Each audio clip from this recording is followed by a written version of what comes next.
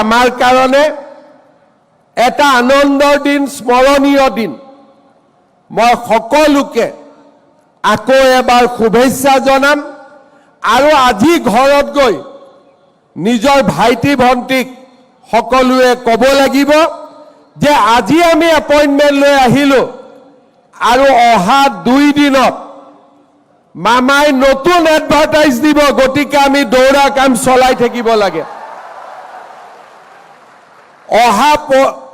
আজি গ'ল, কালি গ'ল, পৰহি দিনাখন আমি আকৌ 5,000 পোষ্টৰ আমি এডভাৰটাইজ মুকলি কৰি দিম। তাৰ মানে অসমত নিযুক্তি চলিয়ে থাকিব।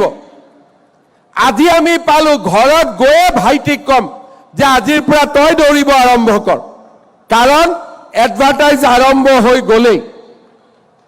আমাৰ বন্ধুসকলক কম, যিসকলে নোপোৱা বুলি দুখ কৰি আছে, যে তহঁতি চিন্তা কৰিব নালাগে, আকৌ পোষ্ট ওলালে আকৌ চেষ্টা কৰিব লাগে।